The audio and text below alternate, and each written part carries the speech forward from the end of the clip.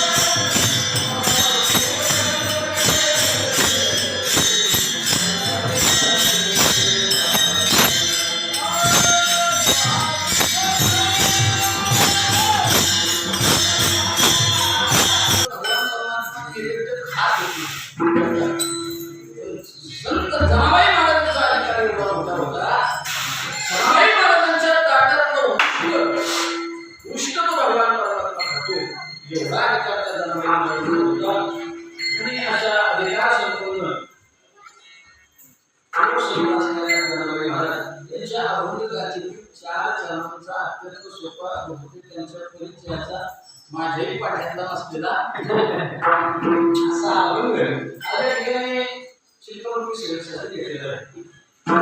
आज या ठिकाणी चिंतनरूपी सेवा केल्या निमित्तानं आहे सांगण्याची गरज नाही, सर्वांना ज्ञात आहे. साराप्रमाणे या ठिकाणी सातत्यानं चालू असलेला हा वार्षिक भगवान श्री गणरायाचा गणेश उत्सव आणि आदिशक्ती मातेचं आगमन झालंय आणि त्या निमित्तानं महापूजेचा हा योग आणि या महापूजेच्या निमित्तानं सत्यनारायण भगवान भगवंताची महापूजा आणि अन्नदान सोहळा, ज्ञानदान सोहळा, नामयज्ञ सोहळा याच वर्षी नाही, वर्षानुवर्ष चालू आहे. वर्षानुवर्ष सातत्यानं चालू असलेली परंपरा अन्नदानाची, ज्ञानदानाची आणि त्या निमित्तानं आजचं हे पुष्प माझ्या वाट्याला आले. आजचा दिवस फार महत्वाचा आहे कारण आदिशक्ती मातेचं आगमन झालेलं आहे आणि प्रत्येक घरोघरी झालेलं आहे. गणपती बाप्पाच्या बाबतीत जर विचार केला, बोलायचं झालं तर महाराज संपूर्ण जगतामध्ये एकच लोकप्रिय देवता आहे, ती म्हणजे गणपती बाप्पा. गणपती बाप्पा तसा जर विचार केला, शास्त्रामध्ये देव पंचायत फार महत्व आहे. तसे देव भरपूर आहे, 31 कोटी देव, चामुंडा अष्टकोटी देव भरपूर आहे. पण या देवामध्ये प्रामुख्याने 4 प्रकार पडतात, 4 प्रकार पडतात. पहिला प्रकार आहे तो म्हणजे मूर्ती देव, दुसरा प्रकार आहे अधिष्ठात्री देव आणि तिसरा प्रकार आहे नैमित्तिक देव आणि चौथा प्रकार आहे तो म्हणजे नित्य अनादि देव. आता पहिला प्रकार, तो प्रकार म्हणजे मूर्ती देव. आता या मूर्ती देवामध्ये पहिला नंबर लागतो तो म्हणजे स्वर्गाचा राजा इंद्र, 33 कोटी देवाचा राजा इंद्र. कोणाला कोणत्या दिवशी बटन दाबून मारायचं ज्याच्या सहीशिवाय शक्य नाही असा इंद्र. इंद्र या शाहीनं सही करतोय, ती शाही भेटत नाही. ती स्वर्गामध्ये भोगावती नावाच्या नदीच्या पाण्याची असते. इंद्राची कम्युनिकेशन ज्या शाहीनं सही करतोय आणि इंद्राच्या सहीशिवाय कोणाला कोणत्या दिवशी मारायचे हे ठरत नाही, त्या इंद्र देवाला सुद्धा मारावं लागतं. इंद्र देव आहे, मारणारा देव. उभी देतो म्हणजे बरोबर वाटत तुम्हाला. देवाला सांगतात मरतया पुण्याची पावटे सरेची इंद्रपणाची उठी उतरे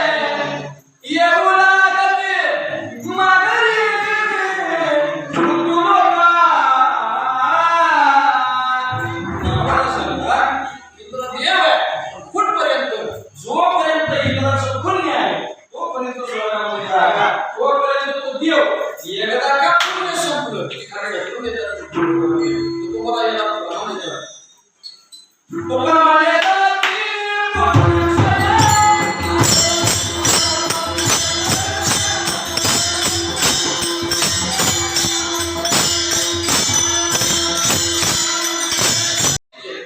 युगाची म्हणतो कलियुगाची आयुष्य मर्यादा किती आहे महाराज श्रीमद भगवद्गीतेमध्ये त्याचं वर्णन आलंय 4,32,000 वर्ष कलियुगाची आयुष्य मर्यादा 4,32,000 वर्षाची द्वापर युगाची किती आहे द्वापर युगाची आयुष्य मर्यादा त्याच्या दुप्पट आहे 8,64,000 वर्ष बरं आता त्रेता युगाची आयुष्य मर्यादा किती आहे मला तुम्ही सांगा त्रेतायुगाची आयुष्य मर्यादा 12,96,000 वर्ष आणि कृतयुगाची आयुष्य मर्यादा 17,28,000 वर्ष बरं आता चारही युगांची मिळून किती होतात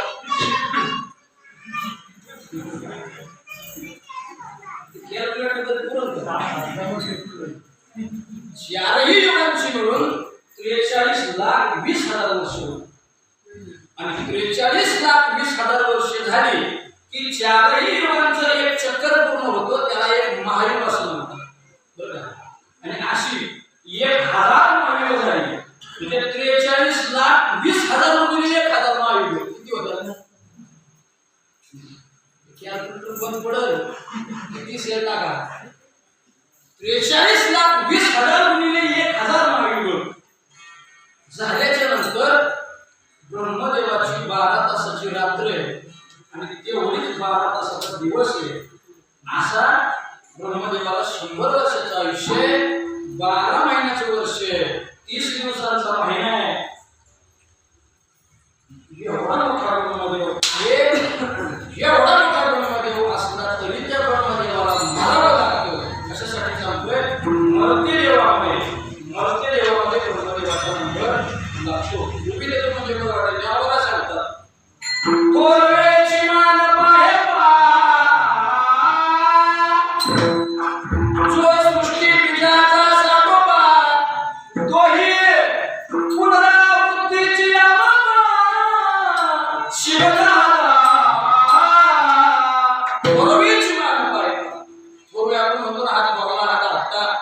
जसं ब्रह्मदेव आपल्यामध्ये सगळ्यात थोरवे कशाच्या बाबतीत आयुष्याच्या बाबतीत एवढं मोठं ब्रह्मदेवाला आयुष्य तरी असतं त्या ब्रह्मदेवाला सुद्धा मारावं लागतं तो बघा ब्रह्मदेव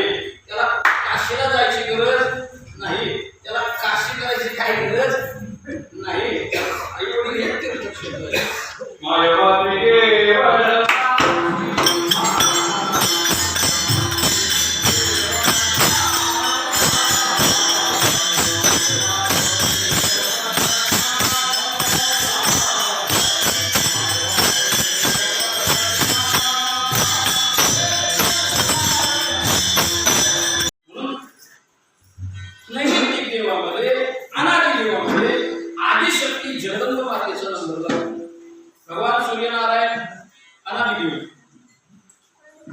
भगवान शिवजी अनादिदेव भगवान विष्णू परमात्मा अनादिदेव जगदंबा माता अनादिदेव आणि त्यांचा हा गणेश उत्सव चालू आहे वर्षोवर्ष ती गणपती बाप्पा सुद्धा अनादिदेव आहे एक युगात नाही प्रत्येक युगामध्ये गणपती बाप्पाचा विग्रह वेगळा होता कृतयुगामध्ये गणपती बाप्पाचा विग्रह झाला वाहन होतं सिंह कृतयुगामध्ये गणपती बाप्पा जेव्हा अवताराला आले वाहन होतं सिंह आणि नाव होतं विनायक कृतयुगामध्ये त्रेतायुगामध्ये गणपती बाप्पाचा विग्रह झाला नाव होतं मयुरेश्वर आणि वाहन होतं मयूर तेव्हा 6 हाताचे होते गणपती बाप्पा त्रेतायुगामध्ये. द्वापारयुगामध्ये गणपती बाप्पाचा विग्रह झाला. नाव होतं गणपती, वाहन होतं उंदीर. आणि कलियुगामध्ये अजून गणपती बाप्पाचा विग्रह झालेला नाही, अवतार झालेला नाही. द्वापारयुगामध्ये गणपती बाप्पाची जी काय आपण पूजा करतोय द्वापारयुगापासून, तीच पूजा, त्याच गणपती बाप्पाची पूजा द्वापारयुगापासून आतापर्यंत आपण करतोय. आणि कलियुगामध्ये गणपती बाप्पाचा जो अवतार होणार आहे त्याला शास्त्रकारांनी नाव सांगितलं धूम्रकेतू. हा अवतार अजून झालेला नाही. म्हणजे इतके अनादी देवता गणपती बाप्पा आहे. म्हणून अशी ही अनादी देवता आहे. वर्षानुवर्ष सातत्यानं संपूर्ण वसाडे गावातच नाही, वेल्हे तालुक्यात नाही, पुणे जिल्ह्यात नाही, संपूर्ण महाराष्ट्रात नाही, भारतात नाही महाराज, संपूर्ण जगामध्ये लोकप्रिय देवता जर कोणती असेल तर ती म्हणजे गणपती बाप्पा. आचार्य आत्रे सांगतात गणपती बाप्पा सगळ्यांमध्ये प्रिय का आहे. त्यांनी त्याचा अभ्यास केला. आचार्य आत्रे सांगतात गणपती बाप्पा सगळ्या देवतांमध्ये प्रिय का.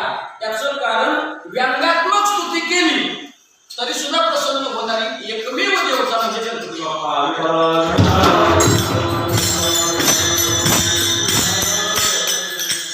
व्यंगात्मक स्तुती केली तरी प्रसन्न होते मला. आता दुसऱ्या देवाची आपण व्यंगात्मक स्तुती करतो का? नाही करत. पण गणपती बाप्पा अशी देवता आहे व्यंगाने आपण स्तुती करतो. काय म्हणतो एक श्लोक आहे महाराज, महाकाय. आता हा श्लोक बहुतेक सगळ्यांचा पाठ आहे. काय म्हणतो आपण वक्रतुंड. मग या अर्थानं वक्रतुंड शब्दाचा अर्थ काय, महाकाय शब्दाचा अर्थ काय. नुसता श्लोक अभंग पाठ असून उपयोग नाही महाराज. महाराज सांगतात एक तरी ओवी वाचावी नाही, एक तरी ओवी अनुभवावी. आयुष्यभर नुसतं आपलं वाचन चालूच आहे ना महाराज. वर्षानुवर्ष 40-50 वर्ष झाले अनुभव म्हणतोय, पाठ करतोय, पण जोपर्यंत ते अनुभवात येत नाही, आचरणात येत नाही, तोपर्यंत त्याचा उपयोग होणार नाही. मग वक्रतुंड शब्दाचा अर्थ काय. शुद्ध भाषेत जर विचार केला, वक्रतुंड शब्दाचा अर्थ आहे वाकड्या सोंडेचा. म्हणजे सरळ सरळ गणपती बाप्पाला आपण काय म्हणतो, वाकड्या सोंडेचा. व्यवहारामध्ये जर आपण एखाद्याला म्हटलं बरं का बाबा हे वाकड्या तोंडाचे आहेत असं म्हणू नका कोणी.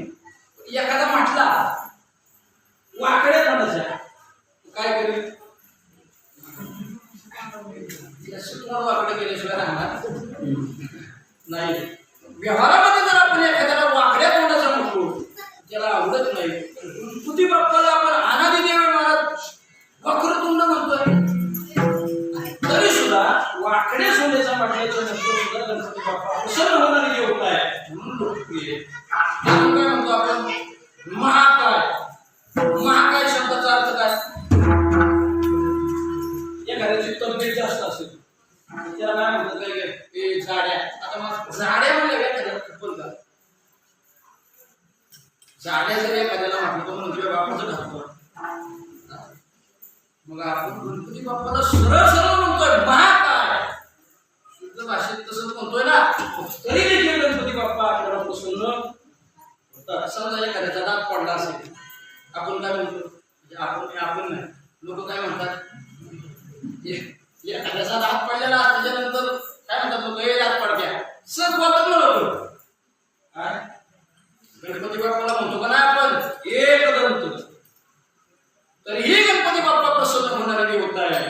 म्हणून संपूर्ण जगामध्ये जर लोकप्रिय देवता कोणती असेल व्यंगात्मक स्तुती करा तरीही